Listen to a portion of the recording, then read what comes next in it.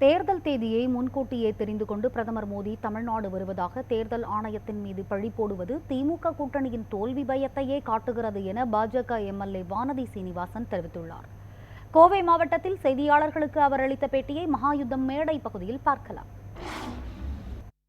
தேர்தல் தேதி அறிவிக்கப்பட்டிருக்கிறது. தமிழகத்திலே முதல் கட்ட தேர்தல் பட்டியலேயே நம்முடைய மாநிலம் வந்திருக்கிறது.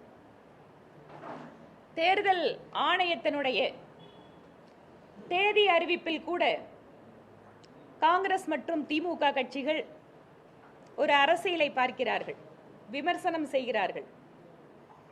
இந்த நாட்டில் இருக்கக்கூடிய பல்வேறு அமைப்புகள், அது தேர்தல் ஆணையமாகட்டும், உச்சநீதிமன்றமாகட்டும், மற்ற நீதிமன்றங்கள் ஆகட்டும், அத்தனை பேருக்கும் ஒரு சமமான பொறுப்பு இருக்கிறது.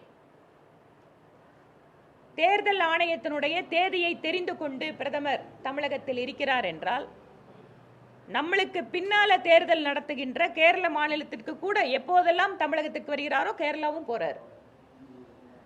அப்ப அதை எந்த கணக்கில் இவங்க வைப்பாங்க? ஆக தேர்தல் ஆணையத்தின் மீதாக பழி போடுவது என்பது தேர்தலுக்கு முன்பாகவே அவர்களுடைய தோல்வியை ஒப்புக்கொள்கின்ற செயலாக நாங்கள் பார்க்கிறோம். நேற்று பிரதமர் மோடி அவர்களை மாநிலத்தினுடைய விளையாட்டுத்துறை அமைச்சர் 28 பைசா என்று அழைப்போம் என்று இருக்கிறார்.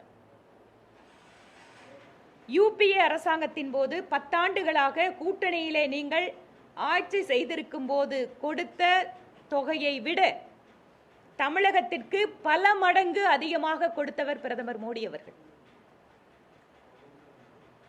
இங்கு கிடைக்கின்ற வரி வருவாயை மற்ற மாநிலங்களுக்கு இருக்கின்ற அதே விகிதாச்சாரப்படி தான் நம்மளுக்கும் தமிழகத்துக்கு கொடுத்துட்டு இருக்காங்க.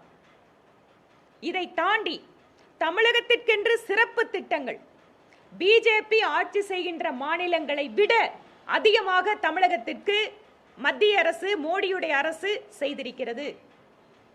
11 மருத்துவக் கல்லூரிகள் தமிழ்நாட்டுக்கு தான் கொடுத்தாங்க, பக்கத்தில் கர்நாடகாவுக்கு கொடுக்கல.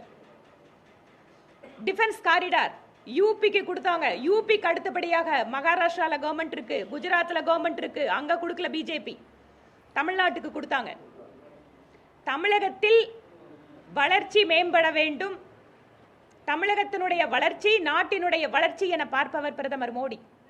ஆனால் அவரை தரக்குறைவாக 28 பைசா என அழைப்போம் என்று சொன்னால், அப்போது விளையாட்டுத்துறை அமைச்சர் சமீபத்திலே கைது செய்யப்பட்ட ஜாஃபர் சாதிக்குடன் உறவு வைத்துக் கொண்டிருக்கக்கூடிய உங்களை ட்ரக் உதயநிதி என்று அழைக்கலாமா?